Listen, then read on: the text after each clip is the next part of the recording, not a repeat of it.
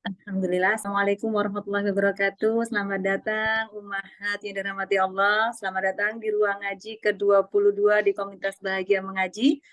Sambil menunggu kedatangan peserta yang lain, sebelum kita mulai, sebelumnya akan saya bacakan dahulu tata tertib dari agenda ruang ngaji ke-22 pada siang hari ini. Yang pertama, peserta masuk Zoom meeting 5 menit sebelum acara dimulai. Yang kedua, peserta wajib menonaktifkan mikrofonnya ketika pemateri sedang memaparkan kajiannya. Yang ketiga, peserta diharapkan untuk menghidupkan video atau on-cam selama mengikuti kegiatan. Dan yang keempat, peserta menjaga adab dalam menuntut ilmu seperti menutup aurat, mencatat, dan lain sebagainya. Yang kelima, peserta diharapkan mengganti nama atau rename sesuai dengan nama asli dan mencantumkan domisili saat ini. Contohnya, Pulana_Jakarta. Baik, sambil menunggu peserta lainnya, kami persilahkan teman-teman yang lain, seperti yang tadi sudah saya bacakan pada tata tertib, silakan untuk mematikan terlebih dahulu atau memute mikrofon masing-masing, tetapi tetap menyalakan video atau on-cam.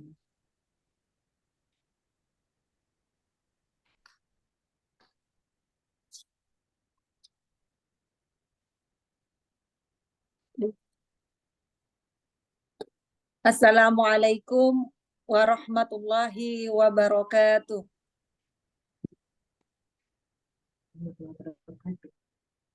Alhamdulillahilladzi an'amana bini'matihi iman wal islam. Alhamdulillahilladzi bini'matihi tatimmus shalihat. Asyhadu an la ilaha illallah wa asyhadu anna Muhammadan abduhu wa rasuluh. Allahumma salli ala sayyidina Muhammad wa ala alihi wa sahbihi ajmain, amma ba'd. Yang terhormat Dr. Prita Kusumaningsih SPOG selaku pemateri pada ruang ngaji ke-22 pada siang hari ini. Yang kami hormati segenap tim Komunitas Bahagia Mengaji beserta seluruh member dari Komunitas Bahagia Mengaji yang dirahmati Allah. Puji syukur kehadirat Allah Subhanahu wa Ta'ala yang mana pada siang hari ini mempertemukan kita dalam forum ruang ngaji yang ke-22 dalam keadaan sehat walafiat, dalam nikmat iman dan Islam. Dan kedua kalinya, salawat serta salam senantiasa kita sampaikan kepada uswah hasanah kita, Nabi besar Muhammad SAW, beserta keluarga dan sahabatnya. Semoga kita semua yang hadir di sini bisa meneladani sunnah-sunnah beliau dan bisa menjadi umat yang mencintai dan juga dicintai oleh beliau sehingga kelak kita bisa mendapatkan syafaatnya di yaumil kiamah. Amin ya rabbal alamin.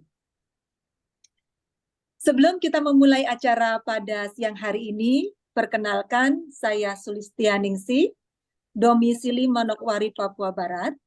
Kali ini akan membersamai umat semua sebagai pembawa acara pada ruang ngaji ke-22 dengan tema Ada Apa Dengan Palestina. Umat yang dirahmati Allah, marilah kita mengawali rangkaian acara kita di ruang ngaji ke-22 ini dengan bersama-sama membaca basmalah. Bismillahirrahmanirrahim. Bismillahirrahmanirrahim. Semoga dengan membaca basmalah tadi, acara pada hari ini berjalan dengan lancar dan mendapatkan ridho Allah Subhanahu wa Ta'ala. Memasuki acara selanjutnya, yaitu pembacaan ayat suci Al-Quran beserta sari tilawahnya yang akan dibawakan oleh saudari kita, Mbak Tiara Maharani. Kepada Mbak Tiara kami persilahkan. Mbak Sulis, Jazakillah khairon kesempatan yang diberikan kepada saya. Bismillahirrahmanirrahim. Assalamualaikum warahmatullahi wabarakatuh. Waalaikumsalam warahmatullahi. Perkenalkan, nama saya Tiara Maharani. Saya berdomisili di Depok. Di KBM ini saya mengikuti kelas tahsin dan kelas talaki.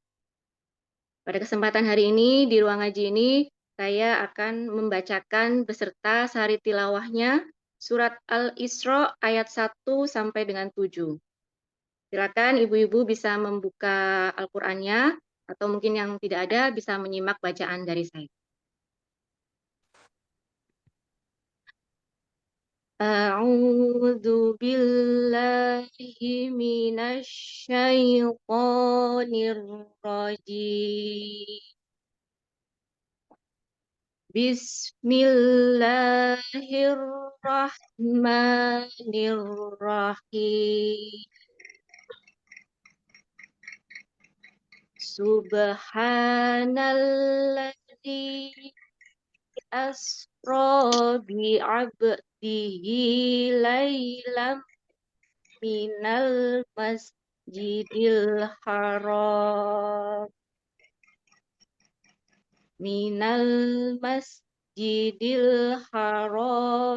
ilal masjidil aqsal ladzi barakna haulah. Gue ada kembalinya nggak, Mbak? Berapa? Alladzi Berapa? Kembali berapa? barakna Kembali 65. linuriyahu min ayatina. Innahu huwas sami'ul basir. Wa atayna Musal kitaba wa ja'alnahu hudal libani Isra'ila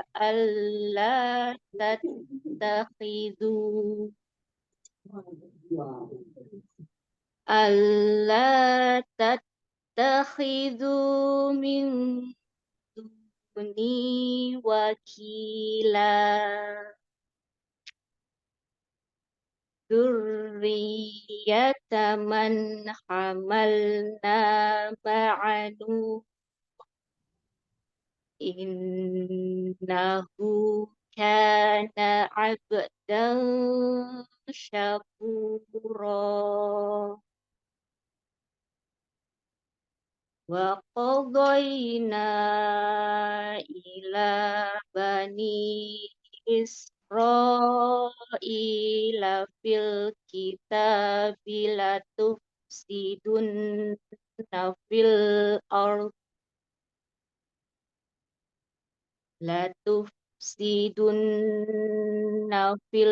ardi marrataini wa la ta'lunna 'uluwan kabira. Fa'idza jaa'a wa'du ulahuma ba'atna 'alaikum ibadan lana uli ba'sin syadidin fajasu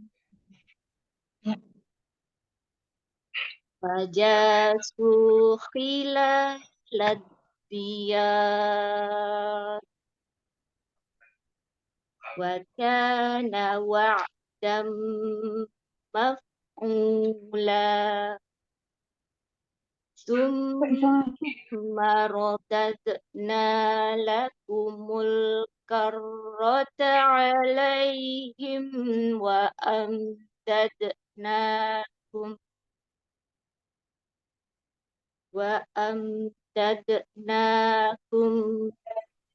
bi banina wa ja'alnakum aktsara nafira. in ahsantum ahsantum li anfusikum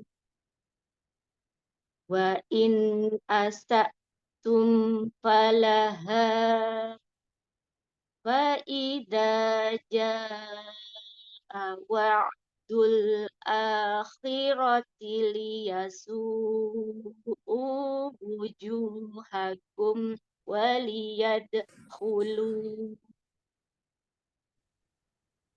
waliyadkhulul masjida kama dakhaluhu awwala marratin waliyutabbiru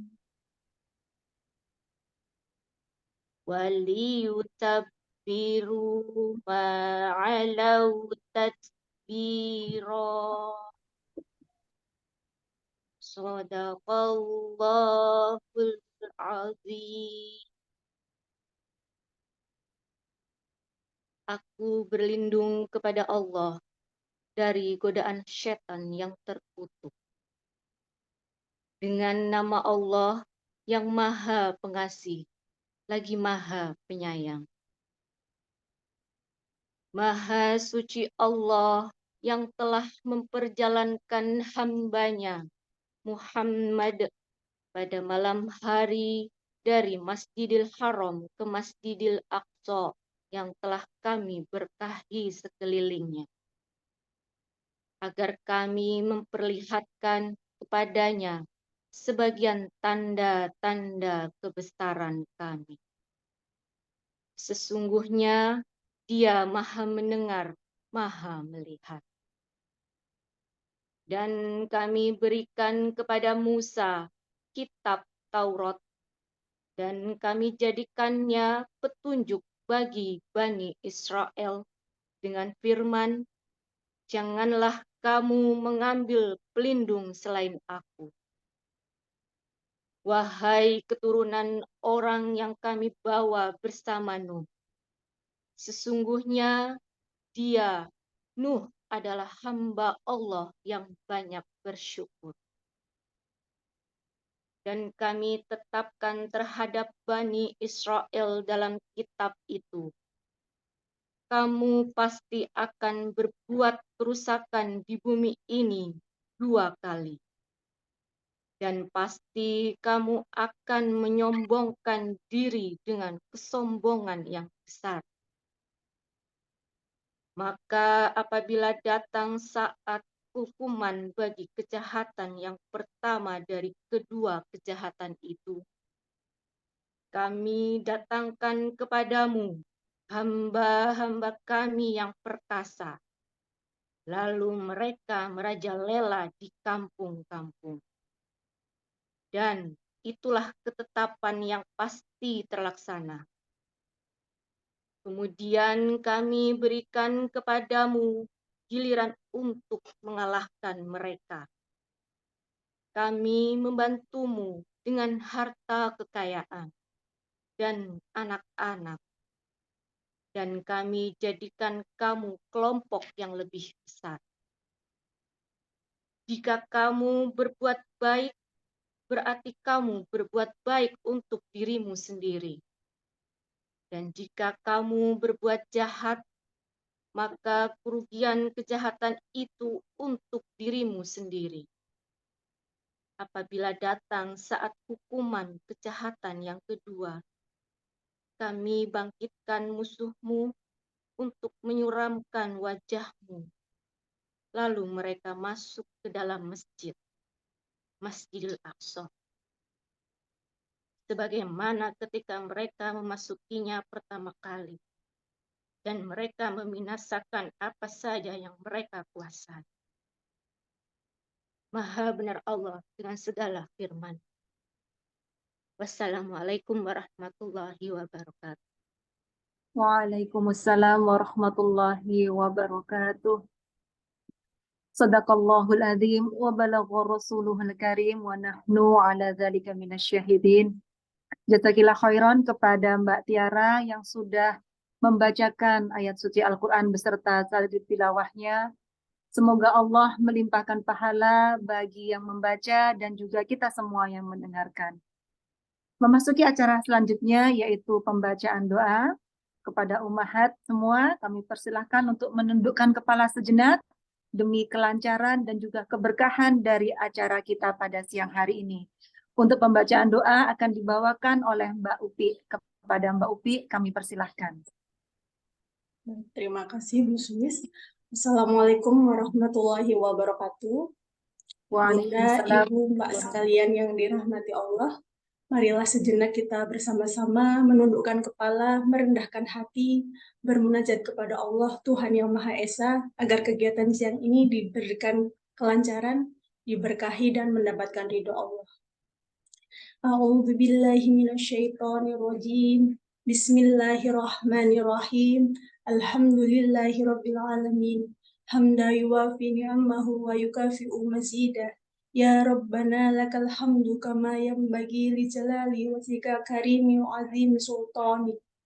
Allahumma sholli wa sallam ala sayyidina Muhammad wa ala alihi wa sahbihi ajma'in. Allahumma ya arhamar rahimin, ya aziz, yang maha penyayang, yang maha memiliki kekuatan. Allahumma arhamna bil Qur'an, rahmatilah kami dengan Quran. Jadikan ia sebagai imam, cahaya, petunjuk, sahabat, dan penolong kami di dunia dan akhirat. Jadikan anak-anak dan keturunan kami sebagai pecinta Al-Quran. Ya Rahman, Ya Malik, Ya Kudus, kami berkumpul saat ini dalam salah satu program komunitas bahagia mengaji di ruang ngaji yang ke-22 dalam rangka menegakkan agamamu, membumikan risalahmu dengan peduli dan berkontribusi mendukung perjuangan kemerdekaan saudara-saudara kami di Palestina. Mohon jadikan kegiatan ini berjalan lancar, penuh keberkahan, menambah wawasan, semangat, dan menguatkan persaudaraan dalam bimbingan. Kasih sayangmu, penuh limpahan bahagia serta ada dalam ridhomu. Rabbana firlana wali walidina wali jam'il muslimin wal muslimat wal mu'minin wal mu'minat al ahya minhum wal amwat innaka ala kulli syai'in qadir. Allahumma inna nas'aluka salamatan fid din wa alafiyatan fil jasad wa ziyatan rotan fil ilmi wa barakatan fil rizki wa taubatan qablal maut wa rahmatan indal maut wa maghfiratan ba'dal maut. Allahumma hawin alina fi sakaratul maut wan najata minan nar wal afwa indal hisab. Rabbana hab lana min azwajina wa zurriyyatina qurrata a'yun waj'alna lil muttaqina imama. Rabbana auzikni an asyrika ni'mata lati an'amta alaina wa ala walidaina wa an a'mala salihan tardahu wa udkhilna birahmatika fi ibadika salihin. Rabbana la tu'akhidna in nasina aw akhtana.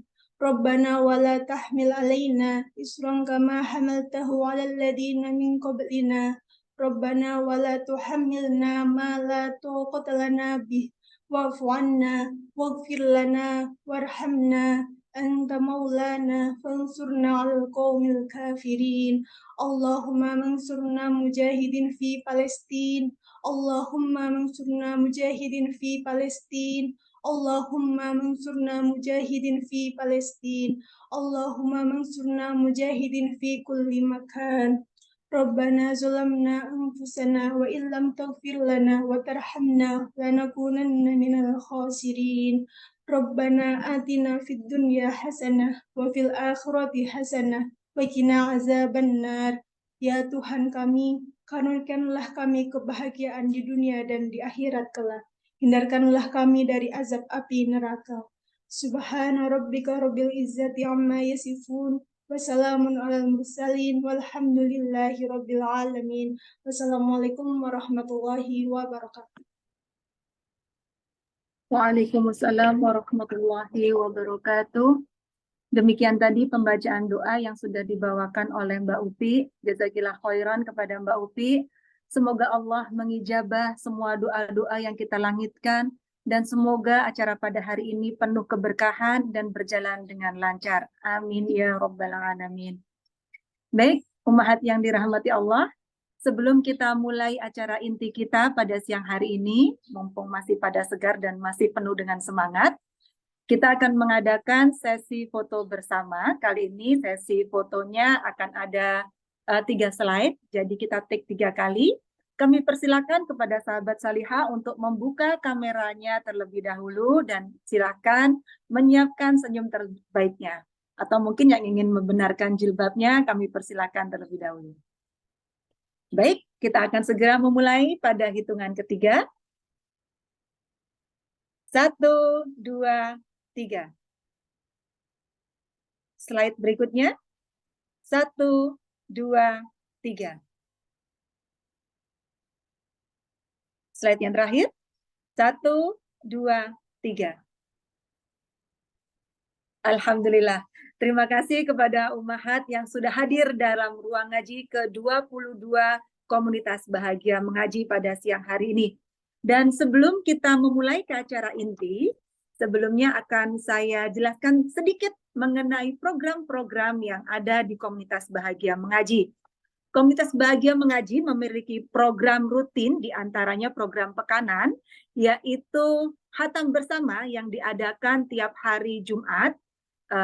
Jumat yaitu tepatnya dilaksanakan setelah asar ya, ba'da asar di hari Jumat. Dan juga ada program Al-Kahfi Time bersama KBM, di mana kita belajar untuk melaksanakan sunnah Rasulullah, diantaranya yaitu membaca Al-Kahfi di hari Jumat. Berikutnya juga ada program untuk membaca tarjim dari Al-Quran yang listnya biasa di-share di hari Selasa tiap pekannya. Kemudian KBM juga membuka kelas-kelas yang selama ini sudah berjalan 2 gelombang. Gelombang pertama ada batch 1 dan batch 2, dan juga gelombang kedua sudah berjalan batch 1-nya. Dan sampai pada hari ini masih dibuka pendaftaran bagi ummahat yang ingin bergabung atau berniat untuk bergabung pada kelas-kelas KBM. Di antaranya ada kelas tahsin, kelas talaki, dan juga kelas tahfiz. Untuk ummahat yang ingin bergabung, kami persilakan untuk mendaftarkan diri segera dan menghubungi admin KBM dalam hal ini yaitu Mbak Ayi. Bisa dihubungi di nomor HP 0813-9380-9969. Baik, demikian tadi sekilas info tentang program dan kegiatan KBM. Dan sebelum kita mulai acara inti kita, berikut sudah hadir pemateri kita pada siang hari ini. Dan sebelumnya akan saya perkenalkan terlebih dahulu dengan membaca kurikulum vitae dari beliau. Nama Dr. Prita Kusuma Ningsi SPOG, lahir di Surabaya pada tanggal 23 Juli tahun 1964. Status berkeluarga dengan 5 anak, 2 menantu dan 3 orang cucu. Masya Allah. Dan pendidikan beliau lulus dokter umum dari Fakultas Kedokteran Universitas Airlangga pada tahun 1990 dan melanjutkan studinya sebagai dokter spesialis kebidanan dan kandungan. Pekerjaan beliau adalah direktur dari Rumah Sakit Umum Al-Fauzan, Jakarta Timur, dan juga mengasuh rubrik konsultasi kebidanan. Beliau juga bendara umum dari BSMI, Bulan Sabit Merah Indonesia, yaitu organisasi yang bergerak di bidang kemanusiaan. Beliau juga sudah menuliskan beberapa buku, di antaranya Membentangkan Surga di Rahim Bunda pada tahun 2011, dan juga buku berjudul Membalut Luka Gaza. Untuk hadirin yang berminat pada buku-buku beliau, kami persilahkan untuk menghubungi admin KBM karena hasil penjualan dari buku-buku tersebut akan diberikan untuk program-program Palestina, baik di jalur Gaza maupun di Al-Quds. Demikian sekilas dari pemateri kita pada siang hari ini. Dan mari kita sapa beliau yang sudah hadir. Assalamualaikum warahmatullahi wabarakatuh, Ibu Dr. Prita. Waalaikumsalam warahmatullahi wabarakatuh. Jazakillah khairan Alhamdulillah. Ibu atas kehadirannya di ruang ngaji ke-22 pada siang hari ini. Untuk selanjutnya kami persilakan monggo Ibu untuk melanjutkan materinya. Monggo Ibu. Iya, iya. Jauh sekali ya Mbak Sulis ya di Manokwari, Masya Allah. Baik, terima kasih telah memberikan saya kesempatan. Mari kita mulai saja. Bismillahirrahmanirrahim. Assalamualaikum warahmatullahi wabarakatuh. Waalaikumsalam. Assalamualaikum warahmatullahi wabarakatuh.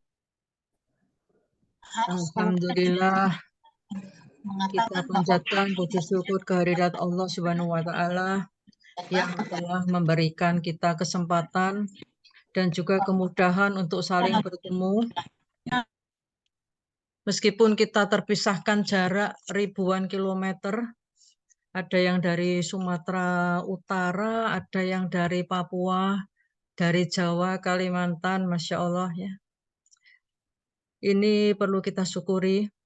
Sholawat dan salam kita haturkan kepada baginda Rasulullah Muhammad Sallallahu Alaihi Wasallam beserta keluarganya, para sahabatnya, dan para pengikut risalahnya.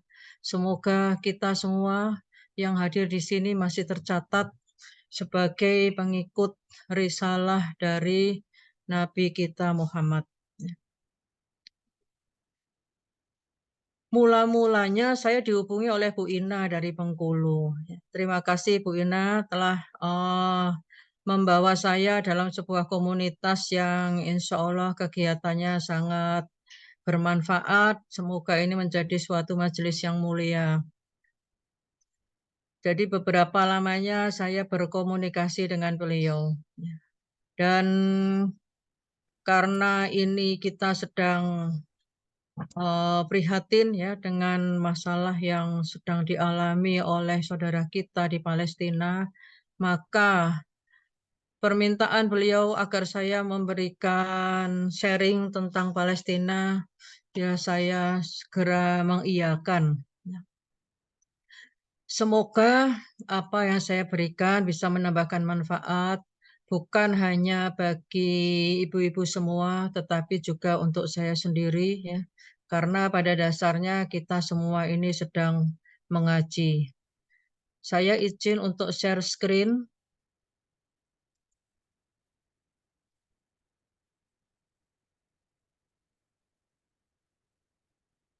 Sebentar.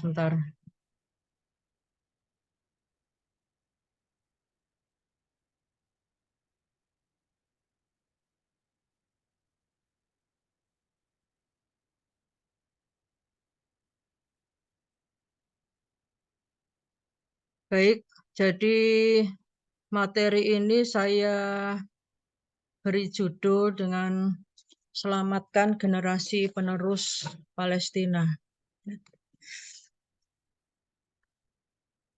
Cukup lama juga saya menyusun materi ini karena materi yang terakhir saya susun pada tahun 2021, di mana pada tahun itu juga terjadi agresi Israel yang cukup besar. Namun bagaimanapun juga yang sekarang ini yang paling besar di antara tahun-tahun sebelumnya selama 75 tahun penjajahan. Ya. Saya mulai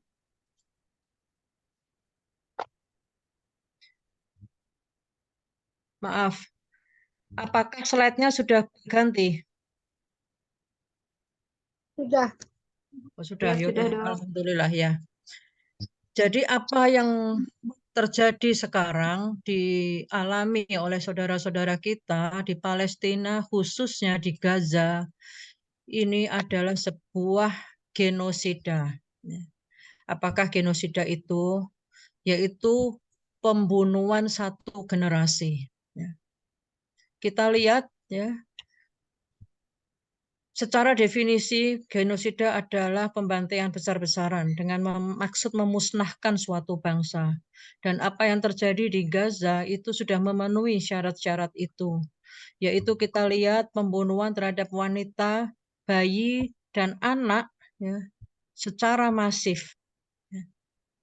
Mereka-mereka ini sebetulnya secara hukum perang ya, adalah pihak-pihak yang harus diselamatkan atau harus dilindungi, tidak boleh diserang apalagi dibunuh.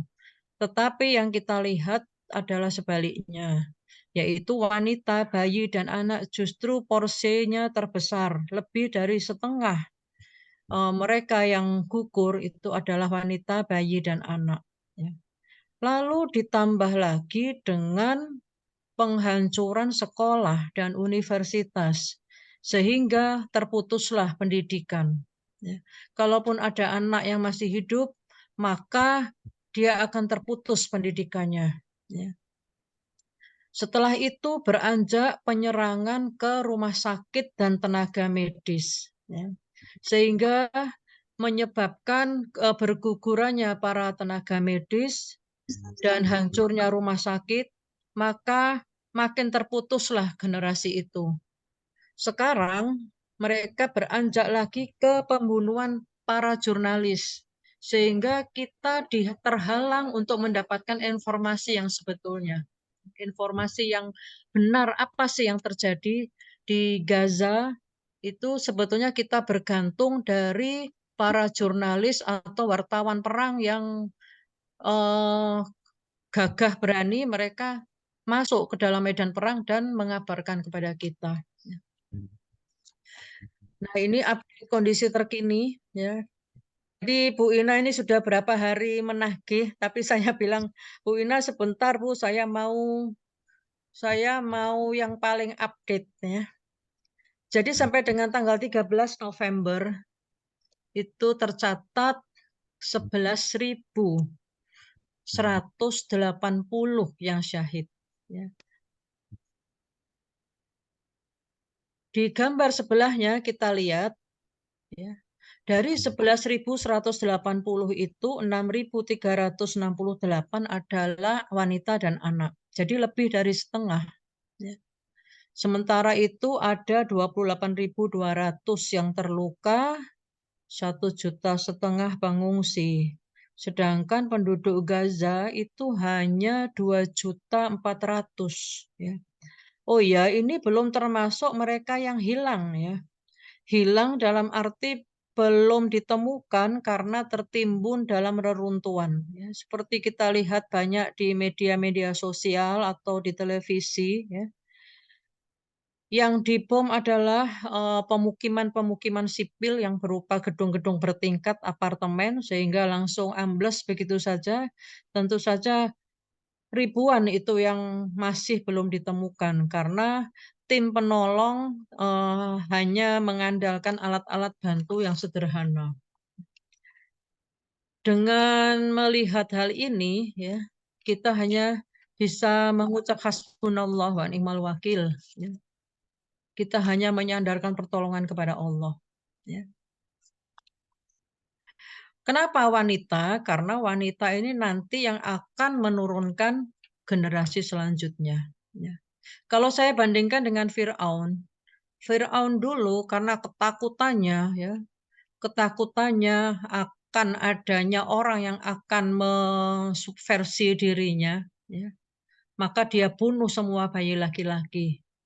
Tetapi yang sekarang tidak laki, enggak perempuan, semua dibunuh. Ya.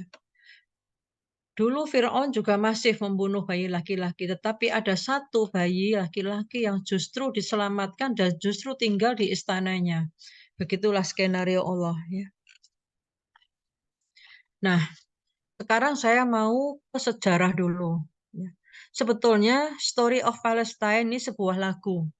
Cuma saya memang agak susah karena begitu banyak kata-kata yang dinyanyikan ya. Jadi saya tulis saja syairnya. Ini sebetulnya adalah sejarah Palestina. Ya. Jadi dulu, ya, dulu di zaman dulu sebelum tahun 1900, ya, ada negara yang namanya Palestina dan di sana hiduplah mayoritas Muslim ya 90%, yang 10%-nya terdiri dari komunitas Kristen dan Yahudi. Mereka hidup berdampingan secara damai ya.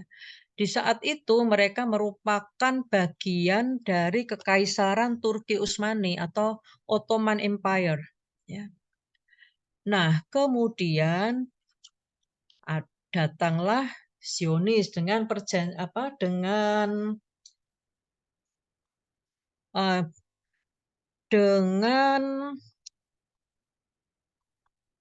dia mengatakan bahwa ini bagus ya, ini bagus niat nih. This beautiful land is totally mine ya. Ini bagus buat tanah air kita ya. Nah, qadarullah terus disusul dengan adanya Perang Dunia I ya. Perang Dunia I berlangsung dari tahun 1914 sampai 1918 yang diakhiri dengan kemenangan Inggris dan Prancis. Sehingga Palestina yang tadinya itu merupakan negara bagian dari Turki Utsmani jatuhlah ke negara Inggris ya. Namun di saat itu namanya masih Palestina ya. Meskipun sudah dijajah Inggris namanya adalah Palestina.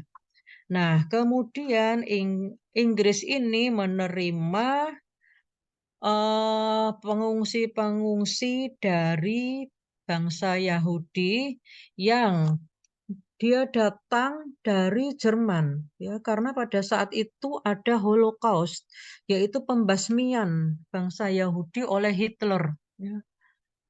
Pembasmian ini berupa memasukkan orang-orang Yahudi itu ke dalam sebuah ruangan dan kemudian dikasih gas beracun. Ini yang dikenal dengan kamar gas ya. Sehingga memang pada saat itu ya sangat banyak Yahudi yang meninggal ya. Yang bisa menyelamatkan diri, mereka naik kapal dan akhirnya mendaratlah di Palestina. Mereka minta izin untuk bisa tinggal di situ. Ya, akhirnya diizinkan. Ini banyak sekarang meme-nya ya. Dikasih minta minum, dikasih minum, akhirnya minta nginep, akhirnya minta kamar, akhirnya ngusir yang punya rumah ya. Sampai akhirnya datanglah makin banyak orang Palestina itu tiba-tiba pada tahun 1948 mereka mendirikan sebuah negara ya, dalam tanda petik ini ya, a state ya, yang dinamakan Israel. Dan mirisnya pendirian negara ini direstui oleh PBB. Makin lama ternyata makin menjadi-jadi ya.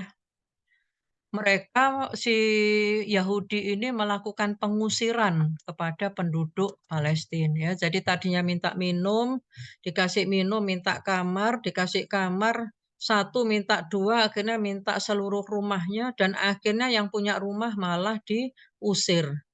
Ini terjadi pada tahun 1948. Inilah yang dinamakan Nakbah ya. Nakbah ke-1 ya. Artinya bencana ya, di mana pada saat itu puluhan ribu orang Palestina, penduduk asli terusir keluar dari negaranya.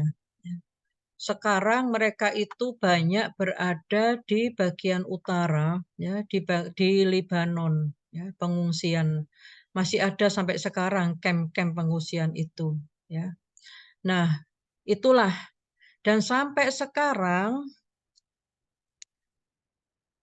terjadi perluasan negaranya. Ya, nanti kita bisa lihat. Ya. Ini adalah peta Palestina yang diterbitkan ya, atau yang ada di majalah National Geographic yang terbit pada tahun 1947. Tidak ada kata-kata Israel di sini. Yang ada adalah Palestina. Ya. Jadi memang betul bahwa tidak ada negara Israel sebelum tahun 1948 itu. Ya. Gaza yang sekarang sedang diserang besar-besaran hanya berupa satu strip kecil di sini. Inilah Gaza. Ya. Dia berbatasan dengan laut, ini Laut Tengah. Ya. Kemudian di sebelah selatannya adalah negara Mesir. Ya. Peta ini membuktikan bahwa memang sebelum tahun 48 tidak ada yang namanya Israel. Jadi Israel itu berdiri di atas negara Palestina.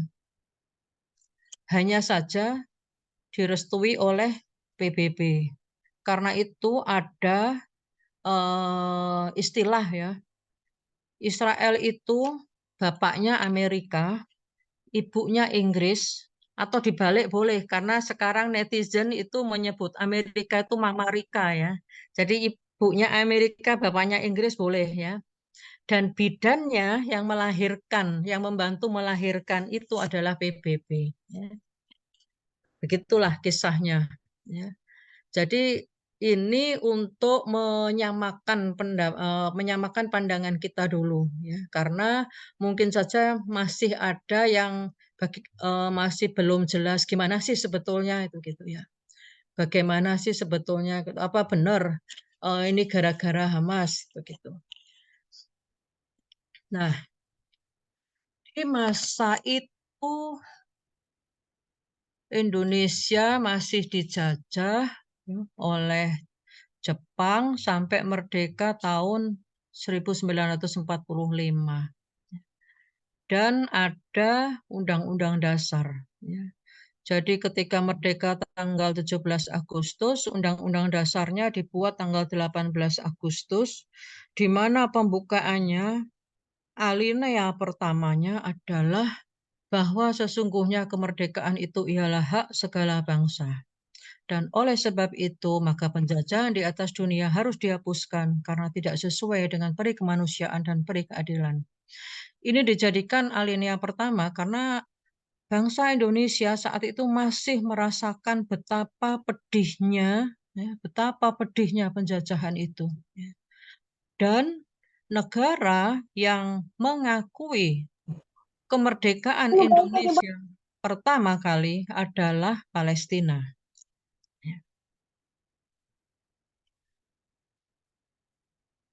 Nah, ini adalah surat dari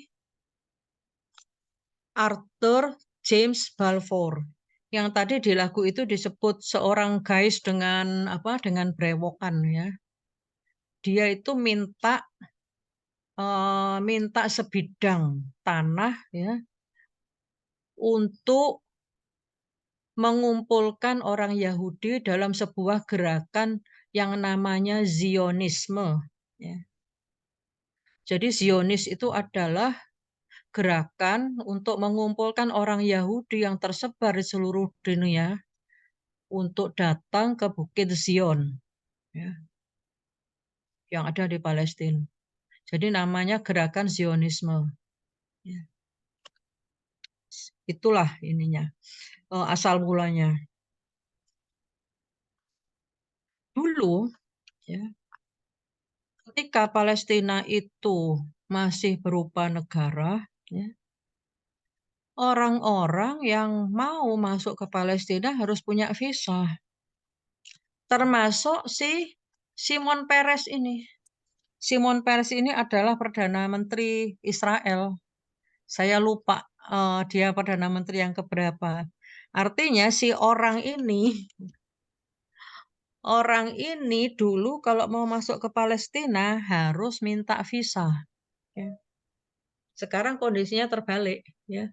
Orang Palestina kalau mau bikin paspor harus ke Israel dulu untuk mendapatkan paspornya. Ya. Dulu namanya Government of Palestine. Ini stempelnya. Kalau sekarang stempelnya Palestinian Authority, ya, cuma sebuah otoritas. Nah, ini peta ini juga sudah banyak beredar, ya.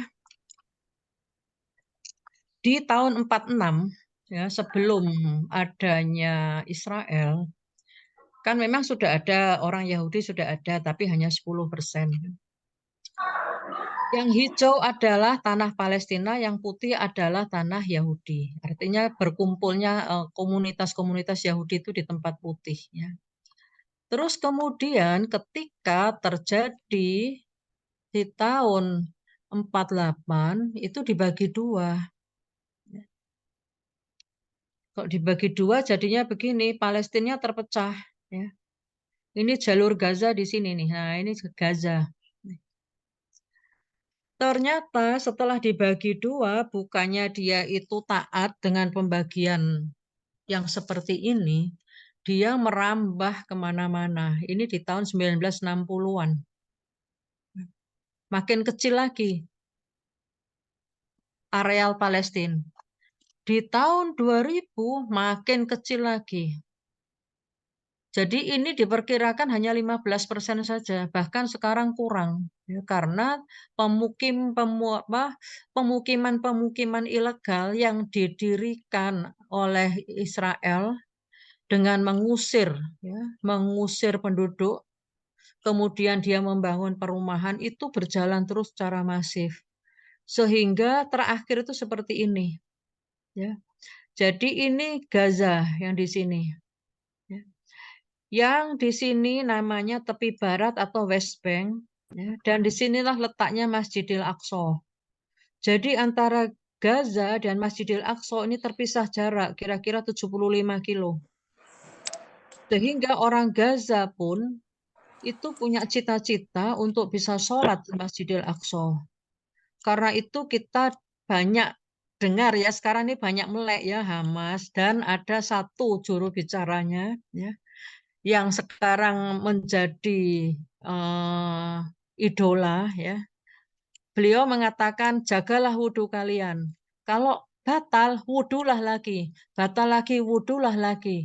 Karena insya Allah kita akan bisa sholat berjamaah di Masjidil Aqsa dalam waktu yang tidak lama lagi. Jadi itulah keyakinan ya. Keyakinan bahwa akan segera bisa sholat di Masjidil Aqsa yang artinya Palestina itu merdeka. Ini juga sesuai dengan surat Al-Isra tadi yang dibaca di awal. Ya.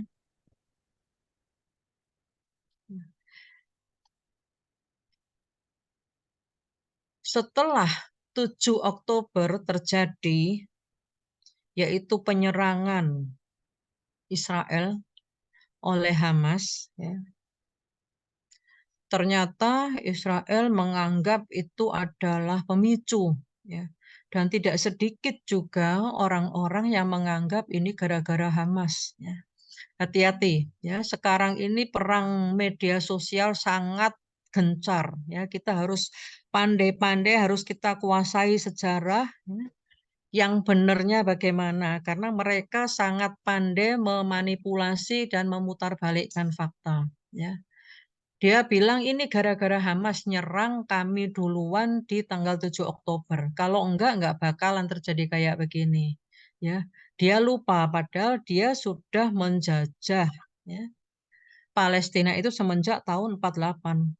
Ya, di mana seringkali mereka menyerang, membunuh. Ya. Di tepi barat itu pembunuhan bisa terjadi sewaktu-waktu setiap hari. Ya.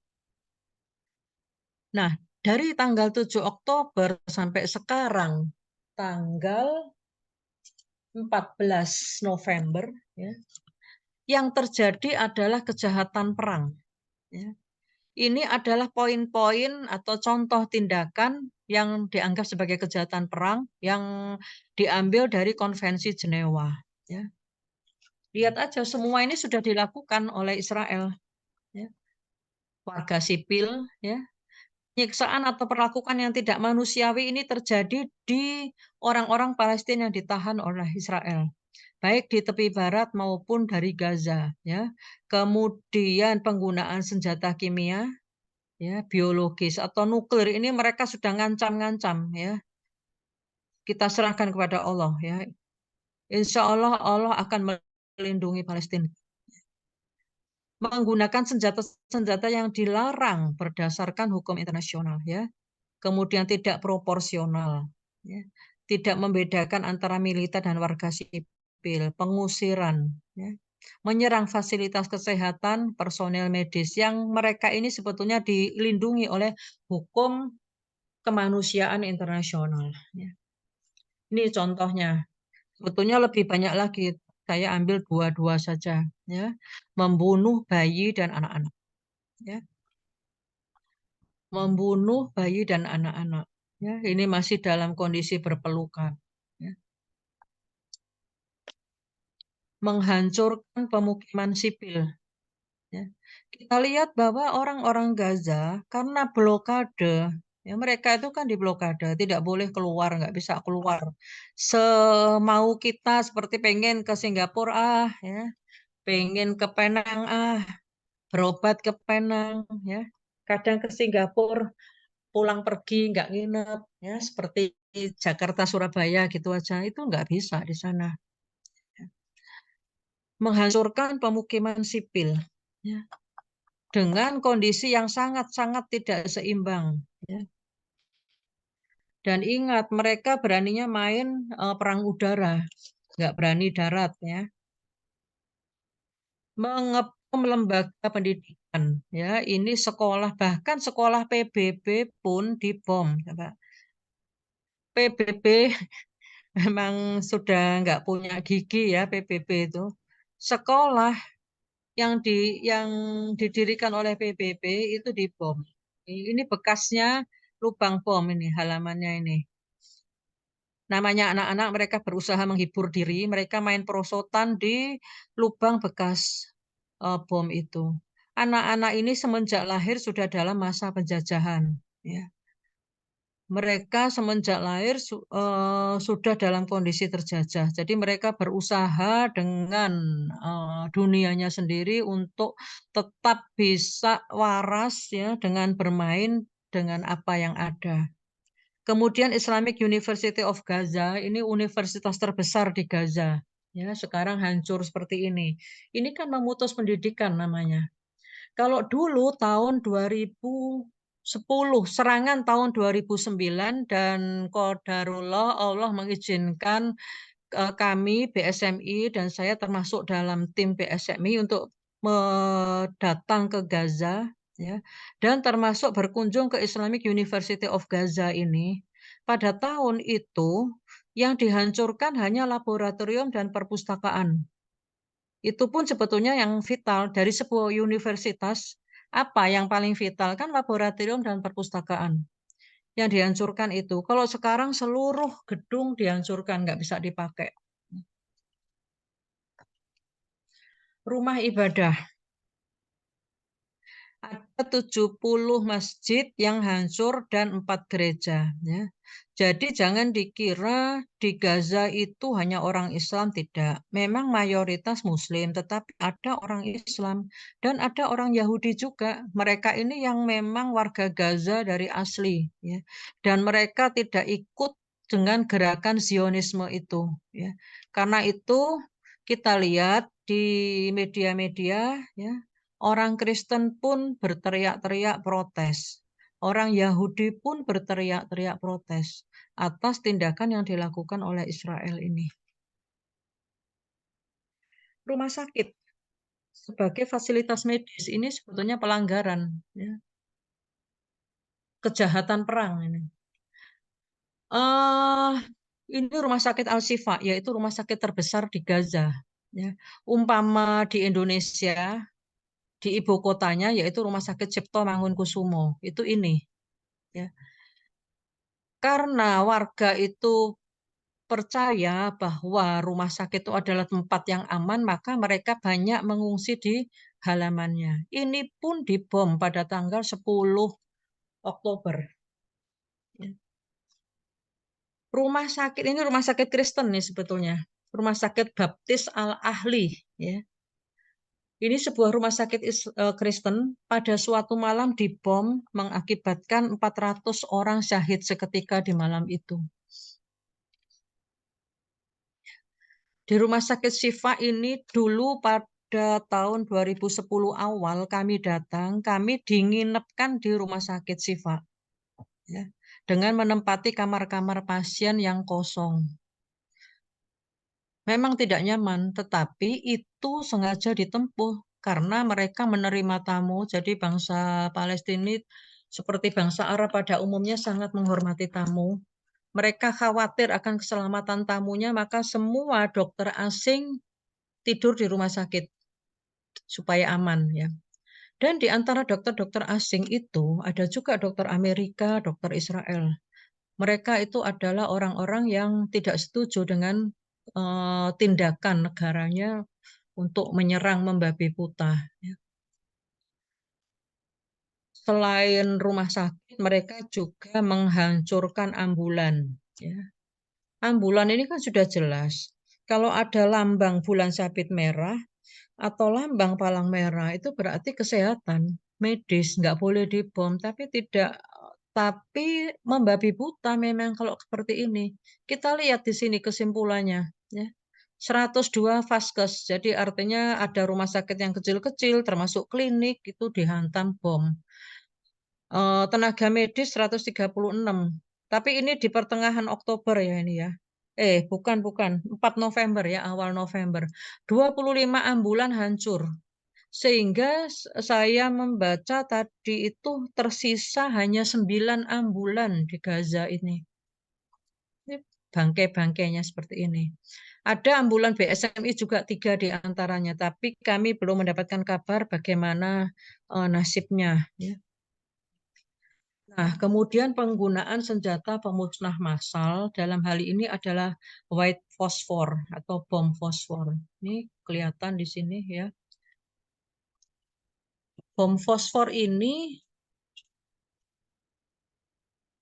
ketika meledak bukan hanya mereka yang terkena serpian bomnya saja, tetapi mereka yang menghirup fosfornya pun akan rusak parunya yang akibatnya meninggal. Inilah penggunaan senjata yang yang merupakan pelanggaran, ya. Tetapi ini sebetulnya nggak baru Israel itu. Dulu tahun 2009 mereka juga sudah menggunakan bom fosfor ini, ya. Akan tetapi baru menggunakan beberapa hari terus terjadi gencatan senjata, ya. Ini kami dapat dari Rumah Sakit Al-Shifa, ya. Jadi ini adalah foto tahun 2009. Jadi seperti ini. Luka bakar yang sangat dalam langsung masuk ke tulang, ya. Ini nanti serpian-serpian fosfor itu kalau dicabut, ya, kalau dicabut dia akan membawa serta daging-daging yang ada di bawahnya. Jadi seperti itu. Jadi dikatakan oleh dokter di Rumah Sakit Al-Shifa waktu itu, apakah kami bertanya, apakah pasien ini masih ada? Sudah nggak ada. 99% nggak bisa ditolong. Ya, jadi ini kalau Anda ingin lihat, ini fotonya kami kasih, tapi pasiennya sekarang sudah nggak ada semua. Bagaimana wanita di Gaza? Karena ini ke pengajian muslimah, saya kasih khusus ya wanita. Ternyata ada 50.000 wanita hamil, ya. Dan diperkirakan 5.500 diantaranya akan melahirkan. Kalau ada berita bahwa wanita di Gaza itu sering lahiran kembar, itu betul, ya. Betul, karena kenalan saya pun itu sekitar di atas 50% itu punya anak kembar, ya.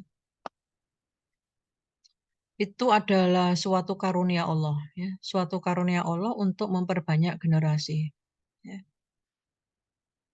Bagaimana mereka ini pada saat melahirkan nanti, ya, karena sekarang rumah sakit sudah kolaps, ya. Jangankan lahiran, yang haid pun, ya, mengalami masalah sehingga pernah ini saya baca di sini, ya, para gadis-gadis, ya, yang wanita yang enggak hamil, mereka itu karena kesulitan air bersih, ya, dan kemudian sanitary products, ya, maka mereka menempuh jalan meminum tablet penunda haid seperti kalau kita lagi umroh atau pergi haji, ya. Tetapi tentu saja kalau umroh kan cuma sebentar. Lah ini kan kita nggak tahu mau minum sampai kapan, ya. Dan kalau minum terus itu pasti ada efek sampingnya, ya. Karena tentu saja tablet-tablet itu tidak diperuntukkan untuk yang kasus-kasus yang seperti ini, ya. Kalaupun mereka itu punya pembalut, tapi kalau nggak ganti-ganti, maka akan bisa terjadi toxic shock syndrome, yaitu infeksi yang sangat berat. Dikarenakan pembalut yang sudah penuh darah tapi tidak diganti-ganti, yang akhirnya menimbulkan infeksi. Nah, ini lagi wanita di Gaza. Gambar paling kiri ini adalah janin. Janin ini kita lihat tubuhnya juga sudah tidak utuh, ya. Mereka ini terlempar mencuat dari dalam rahim ketika si ibu ini kena bom, kemudian tubuhnya terbelah, ya, karena kena bom, rahimnya terbuka, dan ini tidak satu, ya, ditemukan banyak dengan berbagai macam ukuran usia kehamilan pada terpelanting begitu, ya, seperti ini, ya. Pada kehamilan yang sudah besar yang diperkirakan ya di atas 7 bulan atau 6 bulan begitu, ketika ibunya kena bom dan para dokter mengetahui bahwa si ibu ini sedang hamil, maka mereka melakukan operasi sesar darurat untuk mengeluarkan janin, ya. Jadi kita lihat di sini ini operasi sesar darurat dengan kondisi seadanya, ya, ini masih pakai baju. Yang penting si bayi bisa segera keluar, ya. Benar-benar mereka itu mencoba menyelamatkan generasi. Ada yang survive, ya. Jadi ketika dia dilahirkan dengan cara sesar emergency hidup ada. Tapi juga banyak yang tidak survive karena mungkin masih prematur atau mungkin ketika si ibu syahid itu kan pasokan oksigen berhenti. Nah, dia juga langsung ikut meninggal, ya. Demikian yang terjadi, begitu hebatnya sampai kita sendiri nggak bisa membayangkan seperti apa sih, ya. Dan tentu saja kita tidak mengharapkan, ya, berada di situasi yang demikian karena belum tentu kita itu kuat, ya. Nah, gambar sebelah kanan ini adalah ketika ada moving penduduk yang berada di sebelah utara kan disuruh untuk berjalan ke selatan, ya. Dan tank-tank Israel itu sudah mulai lewatin batas, maka dengan terpaksa mereka pindah, ya. Perjalanan dari utara ke selatan itu sekitar 14 kilo. Mereka menempuh dengan jalan kaki, ya, kira-kira 5 jam lah lebih kurangnya, ya. Seorang ibu dengan ini anak kembar nih kemungkinan, ya, karena besarnya mirip, mereka pakai stroller ditarik langsung aja seperti ini. Berjalan panas, ya, nggak ada minum, kita nggak ada pedagang asongan, ya. Ini juga bukan jalan sehat atau apa 14 kilometer runs, bukan, ya. Ini adalah mengungsi. Mereka juga masih dibayang-bayangi ketika penduduk dari Gaza Tengah disuruh ke selatan, ternyata ditembakin, ya. Ada segerombolan yang berjalan ini sambil mengibarkan bendera putih, ya, supaya tidak ditembak. Sehingga yang menjadi target adalah nanti ini kita tunggu aja. Israel harus menghadapi pengadilan internasional, ya. Kemudian menuntut Israel mengganti semua kerugian. Dan bagi kita hikmahnya, kita harus menguatkan akidah. Dan dimulai semenjak masa kanak-kanak. Jangan sampai anak-anak kita atau cucu-cucu kita itu nggak tahu, ya, Palestina itu apa, ya. Karena tidak pernah dikasih tahu, ya, dan malah mereka menganggap Justru Palestina itu yang mengganggu Israel, jangan sampai begitu. Ya. Kemudian peristiwa ini juga merupakan sebuah peristiwa peringatan bagi kita. Mungkin kita juga diingatkan oleh Allah untuk menjaga kebersatuan dan juga kepedulian. Ya. Dan kita juga harus meningkatkan edukasi tentang sejarah Palestina dan Al-Aqsa. Ya. Apa yang bisa kita lakukan? Ya.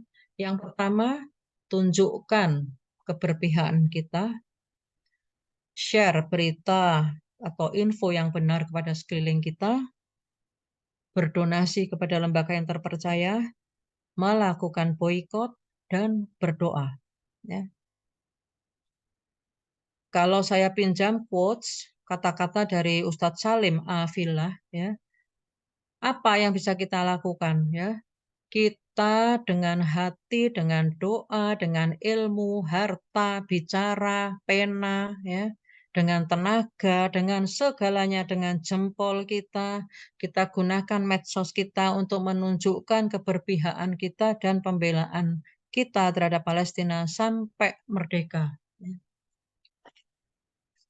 Nih, tunjukkan keberpihakan kita sesuai dengan kemampuan kita yang semaksimal mungkin. Ini saya ambil contoh Bella Hadid ya. Ini sengaja saya ambil contoh orang-orang. Bella Hadid ini kan selebritis ya, artis. Ya. Tapi karena dia ini ada darah Palestina ya, maka dia sangat kuat membela. Bahkan jika karir saya terhenti, saya tidak akan pernah mundur ya, mendukung Palestina. Tidak takut kehilangan pekerjaan sebagai model ya. Dan terus bersuara untuk Palestina. Ya. Hati-hati untuk men-share berita, jangan sampai kita men-share berita yang tidak benar. Ya. Teliti sumber berita dan pastikan mengikuti secara runut. Ya. Jangan tiba-tiba dapat, tiba-tiba langsung di-share. Ikutin dulu, kita lihat track record-nya ya.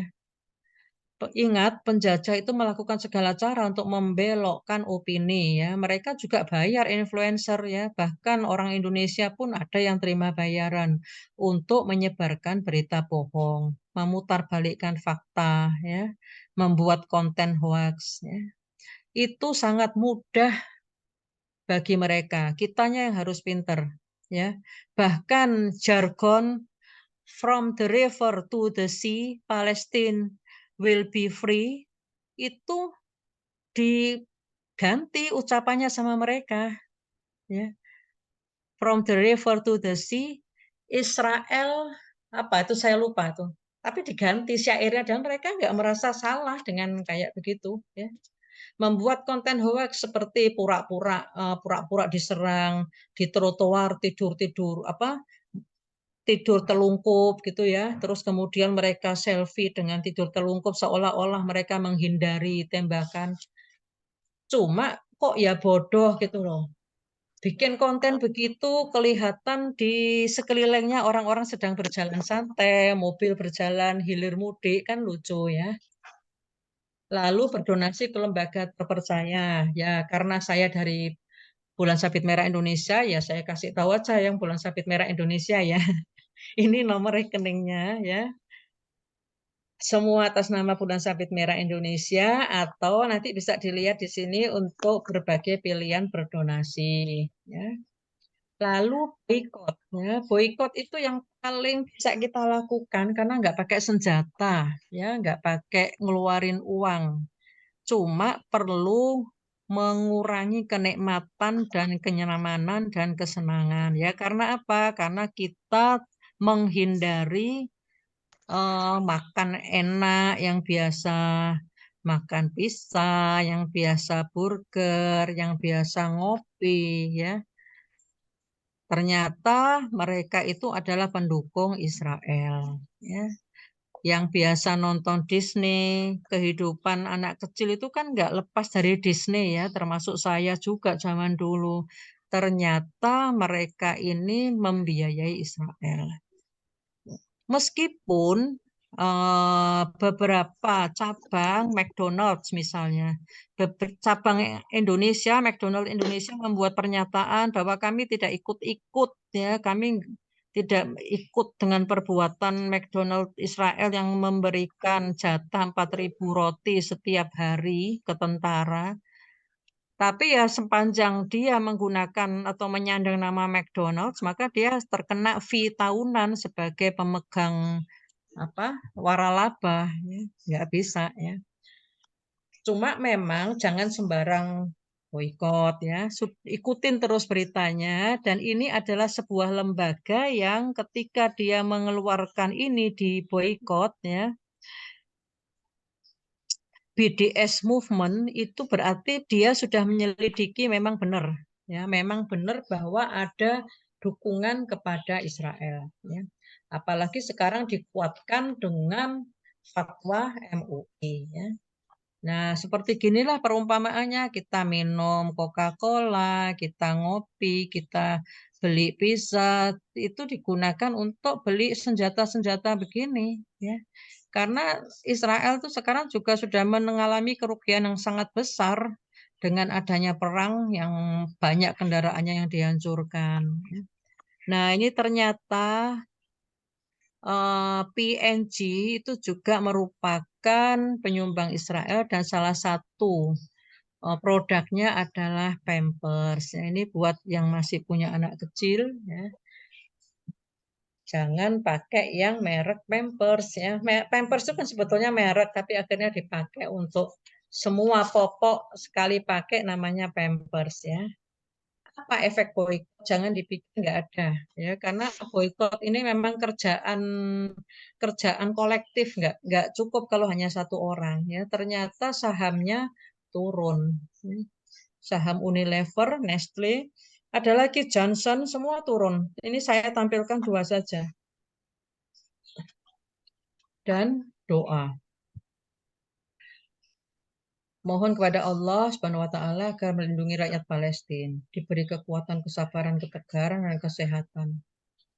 Mohon Allah bantu tentara-tentara itu. Caranya itu dari Allah ya, macam-macam ya. Kita juga sudah mendengarkan kesaksian ya bahwa Israel itu tidak melihat apa-apa tapi dia diserang ya.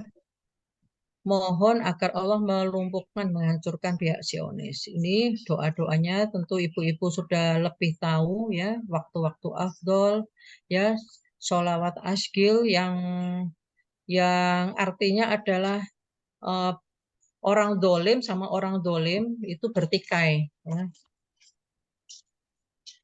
Wa asgili zolimin nabi zolimin wa akhrijna mim bainihim salimin, dan selamatkanlah kami, aku, dari mereka. Syarat-syarat berdoa adalah menguatkan akidah dan menjauhi perbuatan yang dimurkai Allah. Sekarang kita ke bagian yaitu BSMI. Kalau BSMI yang tadi saya bilang, BSMI adalah lembaga sosial dan kemanusiaan yang kami sudah membersamai Palestina itu sudah semenjak tahun 2010 ya. Pada tahun itu kami diizinkan, dimudahkan Allah untuk bisa datang ke Palestina, di mana akhir 2009 mereka mengalami gempuran juga ya. Sehingga pada saat kedatangan yang pertama itu kami membawa bantuan alat-alat kesehatan, alat-alat operasi ya. Ini alat-alat implan untuk bedah tulang ya, yang langsung diterima oleh Direktur Rumah Sakit Al-Shifa ya, Rumah Sakit Al-Shifa yang tadi digambar tampak hancur dan bukan hancur, halamannya sudah penuh oleh tenda-tenda. Ini dulu dia masih ini sih, masih bisa lah dilewatin ya. Kemudian tahun 2011 sebetulnya kami datang lagi untuk menjemput para dokter yang akan menjalani pendidikan di Indonesia. Nanti dulu, ini 2013 kami transfer ilmu berupa workshop stem cell yang diberikan oleh Profesor Dr. Basuki Supartono, yang mana beliau ini adalah ahli stem cell atau sel punca ya. Jadi beliau ini memberikan ilmunya kepada para dokter di Palestina ya, yang tujuannya agar teknologi ini kalau dikuasai maka maka akan sangat berguna ya, karena sel punca itu kan sel primitif ya. Sel primitif yang bisa berubah menjadi sel apa saja yang akan sangat berguna untuk penyembuhan luka diantaranya. 2014 bantuan air bersih dan kursi roda. Ini juga makanan. Nah, beasiswa. Yang program jangka paling panjang adalah beasiswa, pemberian beasiswa, yaitu ada 2 orang lulusan SMA yang kami kuliahkan di Fakultas Kedokteran UIN, Universitas Islam Negeri Syarif Hidayatullah di Banten. Kemudian 2 orang dokter umum yang kami sekolahkan spesialis, yang satu spesialis anestesi dan yang satu menempuh S3 neurologi. Kemudian 1 orang dokter gigi yang beliau kuliah mengambil spesialis bedah mulut. Ya. Kalau yang 2 orang dokter umum ini spesialisnya di UNS 1, yang S3 di Universitas Brawijaya. Kalau yang dokter gigi di UNER, yang Visipol ini mengambil S3 doktor politik di UNER juga. Sebagai catatan, 2 orang yang terakhir ini sebetulnya aslinya beliau menerima beasiswa unggulan dari Dikti, akan tetapi dalam pelaksanaannya dititipkan ke BSMI ya. Jadi karena Dikti tahu BSMI ini sudah ngurusin para mahasiswa, maka sekalian deh kalian urusin nih. Jadi kami juga termasuk memberikan biaya hidup kepada mereka. Nah, ini adalah dokter umum yang mengambil S3, namanya Dr. Amin Al-Nawajaha, ya, sempat menjadi cover majalah Umi di saat itu ya. Kemudian ada Dr. Muin ya. Jadi ini Dr. Amin dan istri pada saat kami jemput pada tahun 2011, kami jemput, beliau sudah membawa anaknya ini 3. Nah, tapi terus lahir lagi ini baru. Kalau Dokter A. Muin yang ini, beliau pada saat kami jemput di Gaza tidak membawa keluarga, akan tetapi keluarganya datang menyusul setahun kemudian dengan membawa anak 3. Ya. Ini adalah Dr. Madani, seorang dokter politik ya, yang lulus menjadi dokter pada tahun 2018 di Universitas Airlangga. Ya. Ini tahun 2021 juga kami memberikan BLT ya, bantuan langsung tunai ya, yang diterimakan di pasien-pasien yang dirawat di Rumah Sakit Al-Shifa. Nah, ini ambulan BSMI yang berada di Gaza ya. Ada 3 ambulan BSMI yang kami berkolaborasi dengan lembaga-lembaga yang lain. Misalnya, nih yang tercantum di situ itu Wakaf Salman, ada lagi dengan PT Badak. Nanti kalau grupnya ibu-ibu ini mau berkolaborasi bisa tuh dengan BSMI. Ya. Ada 1 buah yang mengalami kerusakan ini di serangan yang bulan Oktober sampai sekarang itu ya. Tapi alhamdulillah nggak parah, ini konon masih bisa berfungsi. Dan ini tangkapan layar televisi yang kebetulan loh ini ambulannya BSMI lagi dipakai ngerujuk pasien nih. Langsung difoto, ada seseorang yang mengirimkan kepada saya ya. Jadi alhamdulillah ternyata ambulannya berfungsi dan insya Allah bermanfaat ya. Ini pemberian parcel sembako ya. Nah, ternyata dalam serangan perang bulan Oktober ini ada salah satu dokter kami yaitu Dokter Muin syahid ya. Beliau ini mengambil spesialis anestesi di UNS dan dinyatakan lulus pada tahun 2018 dan begitu lulus beliau langsung balik ke Gaza ya. Ketika datang dengan membawa anak 3, pulangnya membawa anak 7 ya. Jadi 4 anak lahir di Indonesia, di mana 4 anak itu tentu saja tidak mengalami kehidupan perang sama sekali. Ya.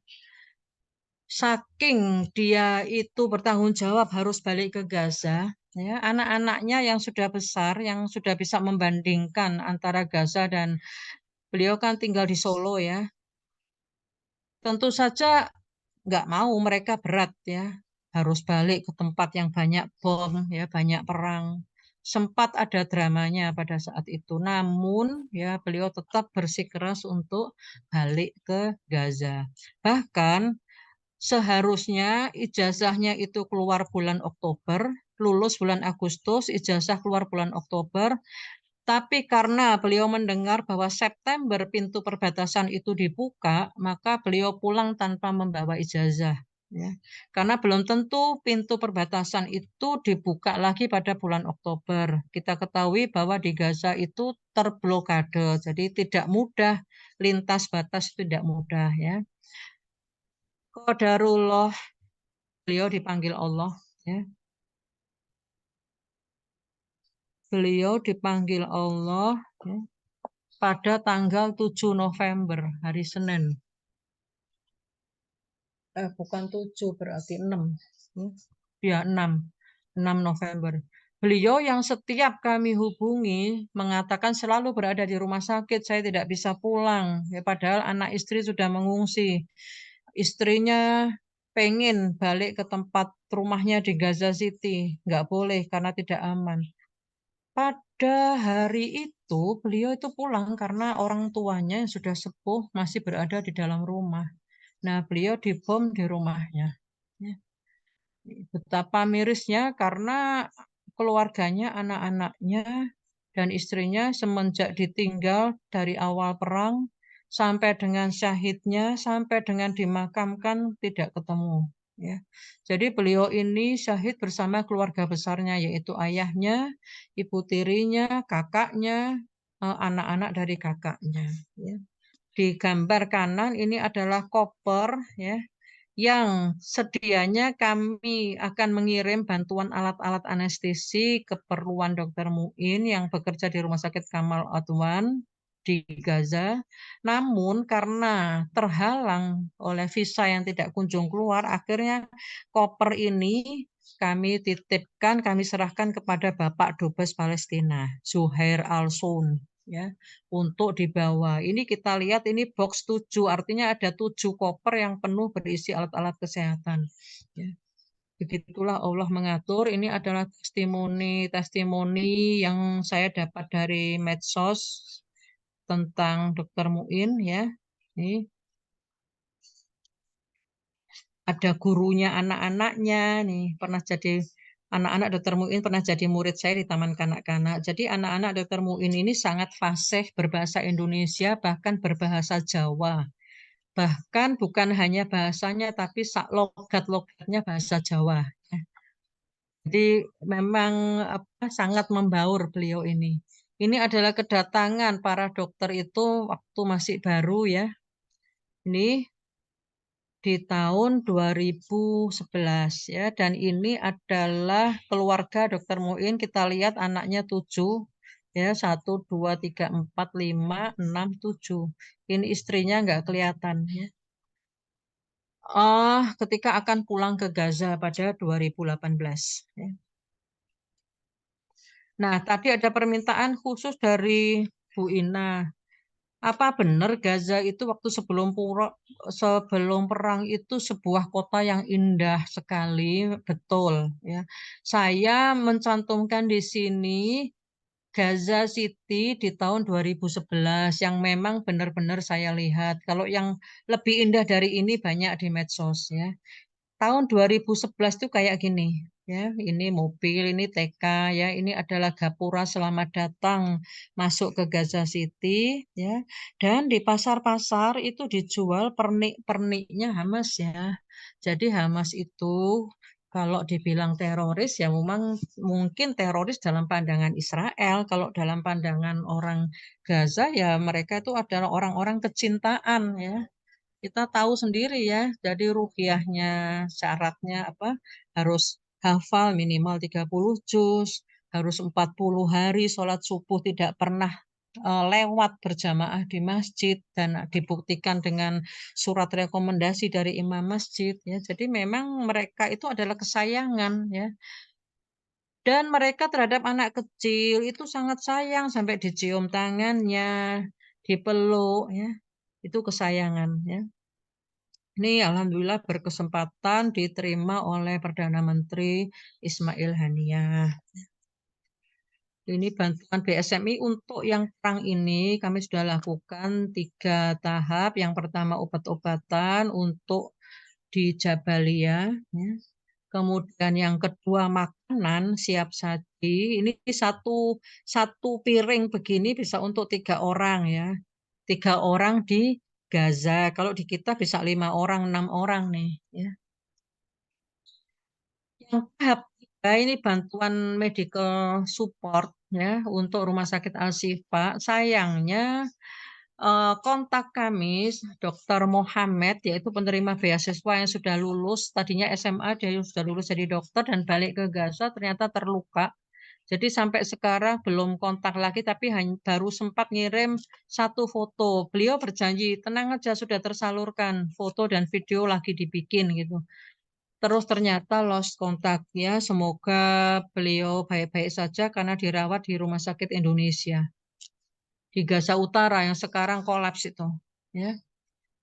Tahap keempat ini nanti ada pengadaan ambulans lagi karena ambulans tadinya dari 26 tinggal 9, kemudian pengiriman tim AJU untuk menjajaki keadaan di sana karena Gaza itu berbatasan dengan Mesir di pintu Rafah, maka kita akan menjajaki ya termasuk ke Kemenlu ya ke KBRI ya kondisinya makin buruk, komunikasi terputus, ini yang tadi sudah saya ceritakan ya. Relawan non medis ada yang berada di Gaza Utara, beliau tidak mau pindah ya, dan diberlakukan penyekatan antara Gaza Utara dan Gaza Selatan ya. Jadi kalau mau pindah itu harus lewat checkpoint ya, jahat kan. Ini ya tadi yang sudah kabarkan oleh pembawa acara bahwa saya memang menulis ini adalah kumpulan kisah-kisah teman-teman sejawat ketika kami ke Gaza ya. Jadi isinya adalah kisah-kisah keseharian warga Gaza. Kalau ingin tahu gimana sih orang-orang mereka itu sehari-harinya gimana, silahkan baca buku ini.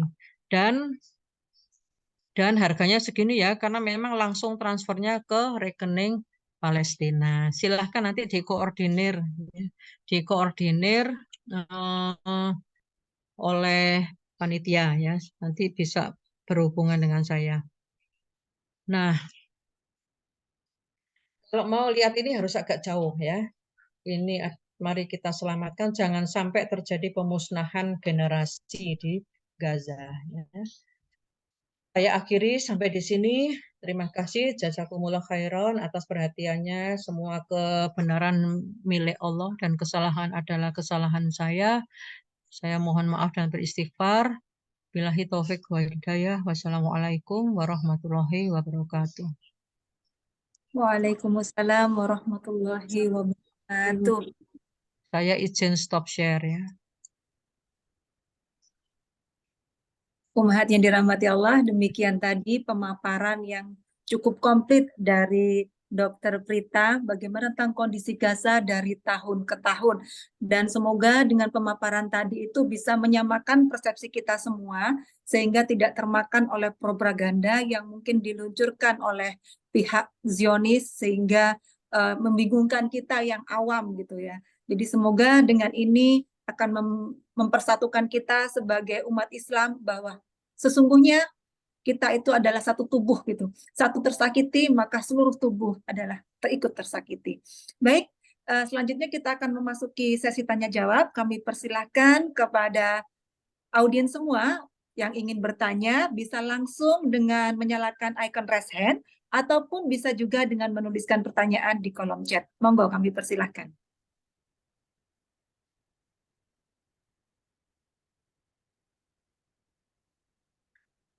Silakan ibu-ibu yang ingin bertanya karena ini adalah kesempatan yang sangat langka karena Dokter Prita ini adalah saksi mata sekaligus beliau sudah beberapa kali dengan mata kepala sendiri gitu menyaksikan bagaimana kondisi di Gaza. Tidak hanya tahu dari media, sehingga kita tidak bisa tidak hanya termakan oleh hoax atau berita-berita yang tidak jelas kebenarannya. Monggo Ibu-ibu, kami persilahkan.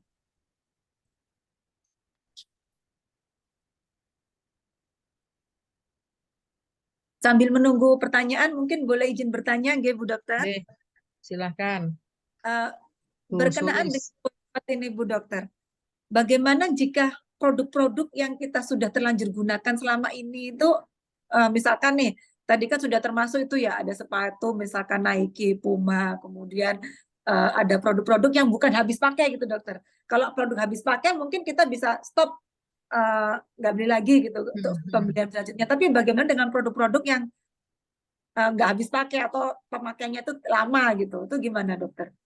Ya, jadi sebetulnya boykot ini bukan gerakan baru, itu gerakan lama. Kalau berkaca ke pengalaman saya, sebetulnya saya juga sudah lama meninggalkan Unilever itu. Sudah semenjak serangan yang dulu-dulu, karena ya begitu aja produknya ya itu aja, ya nggak ada perubahan. Kalau produk yang habis pakai kan berarti kita dengan mudah. Kalau yang dulu, kalau misalnya nih HP ya HP ya pakai aja. Karena ibaratnya ada seorang ustadz yang ibaratkan ini ibaratnya ghanimah gitu. Jadi ghanimah itu bisa kita pakai ya, dengan adanya HP ini kita bisa kirim berita ya, kita bisa edukasi, banyak yang bisa kita berbuat gitu. Tapi kalau ternyata harus beli lagi, ya jangan beli yang merek yang mendukung penjajah. Seperti itu contohnya. Kalau yang lebih mudah lagi sepatu misalnya. Kalau sepatu, kalau misalnya punya sepatu yang lain, ya yang Puma disimpan dulu. Pakai yang Bata, misalnya begitu. Ini sebetulnya ada manfaatnya, yaitu kita memperhatikan produk dalam negeri. Karena produk dalam negeri itu banyak, tapi kalau tidak diayomi, maka ya mati. Ini waktunya kita memperhatikan. Ya. Juga UMKM itu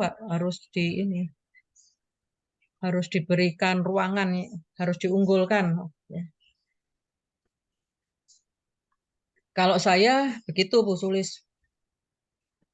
Ada juga seorang pemilik toko yang ketika ada seruan boikot, maka beliau memilih produk-produk di etalase di rak-raknya itu diturunkan, disimpan dulu supaya tujuannya tidak dibeli oleh masyarakat. Jadi digudangin dulu. Memang ya jadi rugi memang. Ada yang begitu.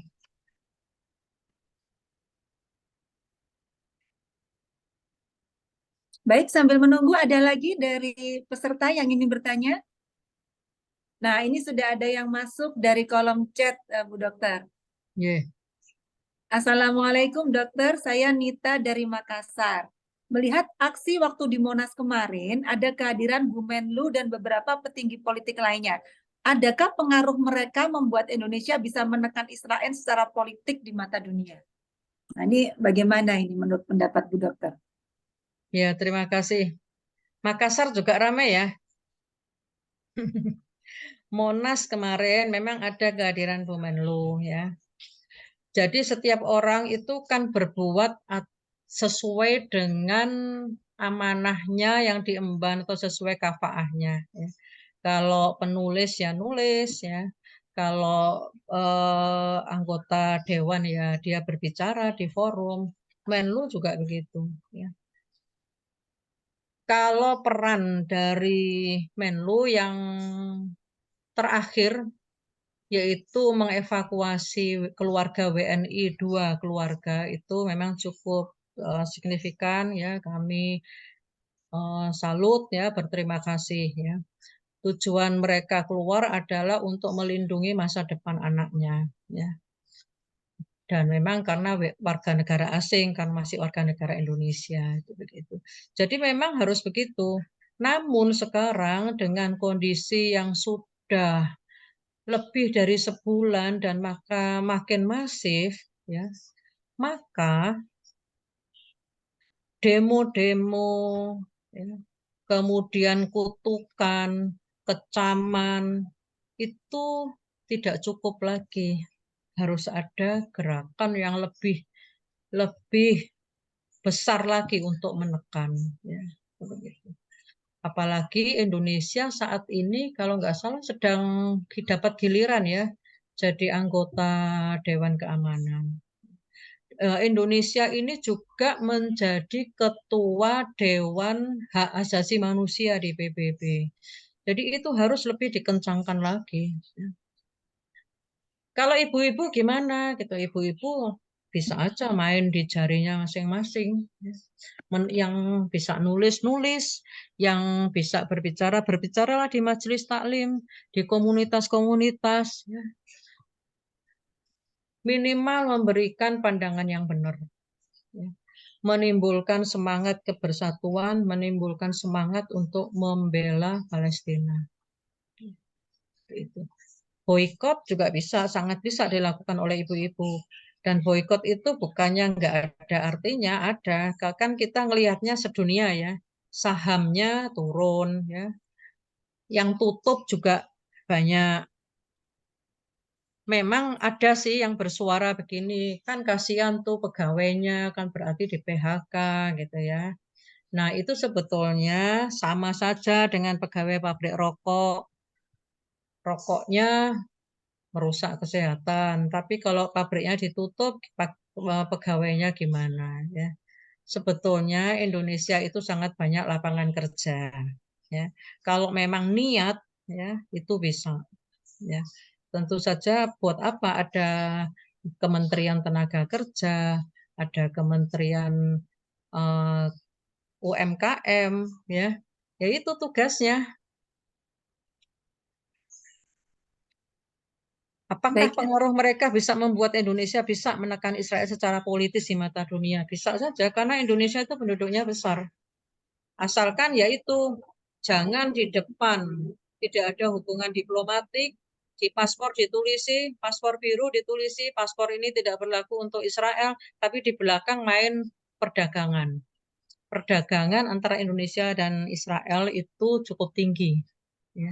Mestinya ibu-ibu keuangan juga tahu itu. Ya. Meskipun berdalih bahwa itu nggak langsung, itu lewat negara ketiga, tetapi kenyataannya memang ada itu. Insya Allah bisa. boleh melanjutkan ke pertanyaan Ye, berikutnya, Dokter? silakan. Assalamualaikum, izin bertanya dokter. Saya Ana dari Palangkaraya. Selama ini bantuan berupa bahan makanan, bantuan kesehatan, dan sebagainya. Apakah ada atau diperkenankan apabila ada bantuan berupa alat persenjataan yang notabene adalah untuk membela diri? Ya baik, mohon maaf saya mati off cam dulu ya. Janji dokter. Dengan kondisi Gaza yang seperti itu, maka bantuan yang bisa masuk itu sekarang adalah bantuan uang. Nggak bisa masuk barang, kecuali G2G. Ya. Kalau lewat BSMI nggak bisa. Memang saya juga menerima banyak. Bu dokter, saya punya jaket, ini bagus, enak nanti buat musim dingin. Kami punya masker, pengen nyumbang masker, tapi mohon maaf sekali ya, sangat sulit dan sangat mahal biayanya untuk membawa barang. Pada kunjungan terakhir kami membawa berapa koper isinya obat-obatan, itu di bandara, obat-obatan strip-strip kecil-kecil itu disuruh bongkar semua, tablet per tablet didaftar, padahal sudah ada daftarnya, tapi mereka bikin lagi nulis tangan juga. Ya. Padahal kami sudah, koper ini isinya obat ini jumlahnya berapa, expired kapan, itu sudah ada. Itu mereka nggak percaya, dicek lagi dan tulis tangan, coba kayak kita primitif benar segini ya. Nah, dan itu tidak sekali. Kalau sudah selesai masukkan lagi. Tiba-tiba di meja berikutnya disuruh buka lagi, diulang lagi seperti itu ya. Dan itu memakan waktu yang sangat lama. Terus ada alat-alat juga, alat kesehatan yang karena mungkin bentuknya aneh, mencurigakan, logam, dan mereka nggak ngerti, udah dijelasin juga nggak ngerti, akhirnya ditahan, nggak bisa masuk ke Gaza. Nah, apalagi sekarang, kemarin di pidatonya Bu Retno kan juga beliau bilang ya bahwa pintu perbatasan itu tidak bisa diprediksi kapan dibuka, kapan ditutup. Ya. Tiba-tiba itu pintu itu memang lokasinya di Mesir, tetapi kekuasaan tidak hanya Mesir. Jadi pintu itu di bawah kendali Mesir, Amerika, dan Israel. Ya. Artinya kalau tiga pihak itu setuju buka, ya buka. Tapi kalau ada salah satu yang nggak setuju, ya nggak bisa. Ya. Bantuan alat persenjataan, wah ini di luar bidang BSMI kalau alat persenjataan ini. Ya. Ini ya, begitu. Terima kasih Bu Ana ya. Ya Bu Ana, jadi kira-kira seperti itu Bu Ana. Jadi kami sekarang ini hanya menghimpun dana dan kemudian alhamdulillah nggak tahu dengan berbagai cara ternyata mereka itu bisa menerima, Masya Allah kan. Dan kemudian bisa dibelikan barang. Karena saya juga nanya, kalian tuh kok bisa beli obat tuh bagaimana gitu. Ya masih ada yang perusahaan farmasi yang punya gudang itu begitu. Dan mereka sudah 70 tuh dari tahun 48 ya. Terus kemudian sudah 13 tahun di blokade sehingga akhirnya punya terowongan kan. Nah, itu begitu. Mereka sudah bisa orang Gaza itu cerdas ya. Cerdas, pinter. Kita lihat kan di rumah sakit juga masih bisa ketawa ya, masih bisa tersenyum. Meskipun kayak begitu suasananya nggak ada yang marah, nggak ada yang mencaci maki, itu nggak ada. Mereka cerdas, mereka bisa bergerak dengan caranya sendiri. Baik, masih ada sulit. tadi ada yang resen sepertinya Bunda Ina, monggo Bunda. Oh iya, terima kasih banyak Bunda Sulis. Bismillah. Ibu dokter, Bunda ini saya Ina. Allah dengan peristiwa ini melihat anak-anak yang luar biasa, bagaimana mereka bisa tangguh, kemudian pandai berkomunikasi, ya, lalu banyak hal yang realitas sekarang ini kita berhadapan dengan generasi-generasi yang sebutannya kurang enak didengar gitu ya. Tapi ternyata kita melihat di bumi Palestina ini luar biasa. Nah, barangkali Ibu dokter di sana melihat secara langsung dan mencermati dari apa yang Bu dokter simak gitu. Bagaimana kira-kira para orang tua di sana menggunakan cara yang seperti apa, metode yang bagaimana sehingga bisa mendidik dan membesarkan anak-anak yang luar biasa seperti itu. Barangkali bisa dibagi, Bu Dokter. Terima kasih banyak. Ya baik Bu Ina, pertanyaan yang bagus. Jawabnya agak sulit juga sebetulnya. Jadi dengan penjajahan dari tahun 48 maka generasi yang mengalami penjajahan itu sudah semakin berkurang. Ya.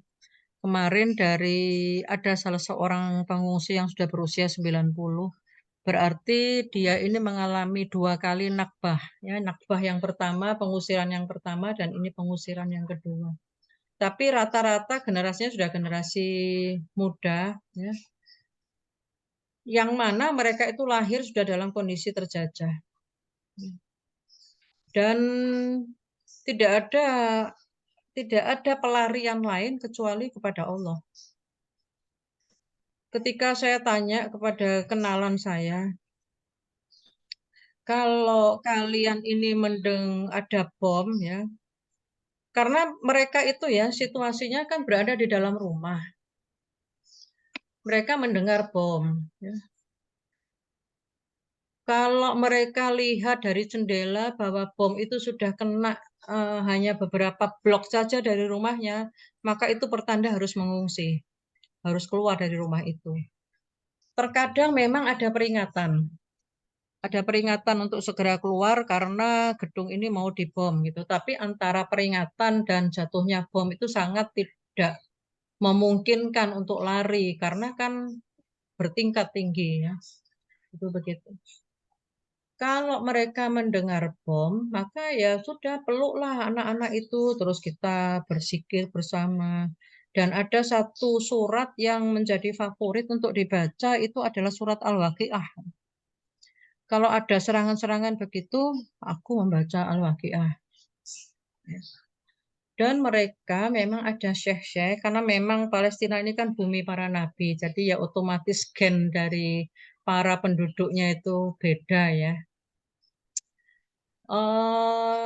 Halakoh-halakoh tahfiz itu sangat banyak. Ya. Meskipun masjidnya dibom, tapi di mana ada satu tempat saja yang bisa didudukin dengan leluasa gitu, ya mereka bikin di situ. Ya. Karena itu kita lihat wisuda-wisuda hafizo itu banyak. Dan setoran itu tetap jalan di dalam perang ini. Ya. Ya itulah suasana seperti itulah yang mereka temui semenjak kecil.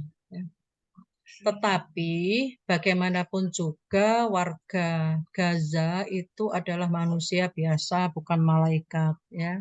Jadi ada juga ya yang nggak bagus itu ada juga, tapi minoritas ya.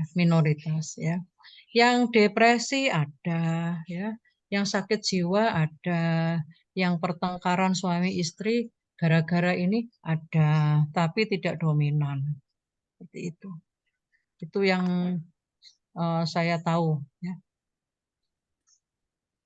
Begitu Bunda Ina, semoga bisa menjawab pertanyaannya. Terima kasih banyak, lebih realistis ya. Oke. Jadi banyak lebih langsung dari Bu Dokter, Insya Allah. Terima kasih banyak. Maaf Bu Ina. Masya Allah. Umat yang dirahmati Allah, sebetulnya masih banyak yang ingin kita gali lagi lebih dalam dari Ibu Dokter kita, Dokter Prita pada siang hari ini. Namun karena keterbatasan waktu, maka kita cukupkan terlebih dahulu sesi tanya jawab pada hari ini. Dan untuk sekali lagi kami mohon kepada Dokter Prita untuk memberikan closing statement-nya terlebih dahulu. Monggo Bu Dokter. Ya, ini saya lagi pesen nih. Kalau mau lebih banyak ingin tahu seharian warga Gaza, baca aja ini. Buku ini ringan, buku yang serius sejarah gitu enggak. Ini cuma cerita-cerita pendek, kisah-kisah pendek aja tentang kehidupan ibu, anak, ya, pengalaman-pengalaman ringan seperti itu, ya. Baik, terima kasih ibu-ibu. Dengan peristiwa ini, kalau saya merasa ini lagi bahwa orang Islam itu ternyata masih perlu satu, yaitu bersatu ya. Jangan sampai kita seperti yang diprediksi oleh Rasulullah seperti buih ya. Ketika siram air sedikit bubar ya. Persatuan itu yang harus kita tingkatkan. Jangan perbedaan yang ditonjolkan, tetapi persatuan yang ditingkatkan. Kemudian perbanyak literasi ya. Harus banyak membaca, meskipun sekarang ini kebanyakan buku bacaan media cetak sudah gulung tikar, tapi masih ada ya.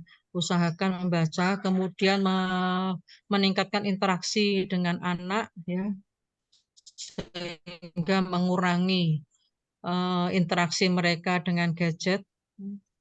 Banyak berinteraksi dengan anak, menceritakan sejarah ya, karena sejarah kita, sejarah Islam itu sebetulnya jauh lebih menarik daripada khayalan-khayalan yang ditawarkan oleh film Disney ya. Jadi itu yang bisa saya sampaikan ya. Termasuk saya, tadi saya ngomong itu juga mengingatkan saya sendiri ya. Demikian Bu Sulis dari saya. Ya, terima kasih.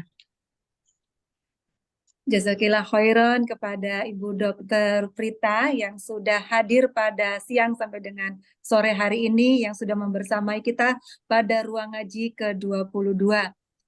Berikut adalah sedikit persembahan dari kami, Bu Dokter. Mohon untuk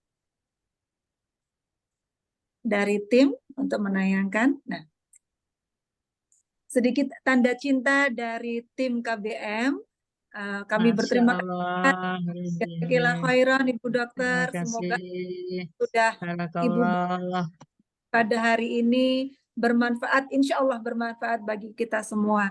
Dan semoga Allah meridhoi perjuangan kita semua dalam menegakkan. Amin. Amin ya Rabbal Alamin. Jazakillah khairan Bu Dokter. Semoga Allah Jazakumullah khair. Baik umat yang dirahmati Allah, dengan demikian berakhir pula rangkaian dari acara Ruang Ngaji ke-22 pada sore hari ini. Sekali lagi, jazakumullah khairan atas kehadiran dari ibu-ibu semua. Mohon maaf apabila dari tim KBM ada kekurangan dalam penyelenggaraan Ruang Ngaji ke-22 pada kesempatan kali ini. Baik, dengan berakhirnya pembahasan kita, marilah kita tutup acara Ruang Ngaji ke-22 pada sore hari ini dengan bersama-sama membaca hamdalah. Alhamdulillah. Amin. Dan kita sempurnakan dengan membaca istighfar 3 kali dan juga doa kafaratul majelis. Astaghfirullahaladzim. Astaghfirullahaladzim. Subhanaka Allahumma wa bihamdika. Asyhadu an la ilaha illa anta astaghfiruka wa atubu ilaik. Sekali lagi kami mengingatkan kepada audiens semua hadirin yang dirahmati Allah, apabila ingin mendaftar untuk membelikan buku yang tadi sudah di-share atau ditulis oleh pemateri kita Ibu Dr. Prita, kami persilakan untuk menuliskan list yang nanti akan kita listkan ya. Bisa menghubungi admin dari KBM, bisa melalui saya atau bisa juga melalui Mbak Ayi. Dan untuk Saya mohon pamit dulu Bu Sulis ya. Persilakan Ibu Dr. Mohon maaf. Terima kasih, jazakillah khairan. Barakallah wa iyyakum. Jazakillah khairan Bu Dokter. Sekali lagi, nanti dari tim KBM juga menerima donasi yang bisa disalurkan melalui KBM dan nanti akan diteruskan mungkin melalui BSMI atau mungkin melalui Bintalnas dari DJPB. Baik, sebagai pembawa acara pada Ruang Ngaji ke-22 pada sore hari ini, saya selaku pribadi dan juga mewakili tim, mohon maaf lahir batin apabila ada kesalahan yang tidak kami sengaja. Wabillahi taufiq wal hidayah. Wassalamualaikum warahmatullahi wabarakatuh. Sampai jumpa pada Ruang Ngaji berikutnya, insya Allah.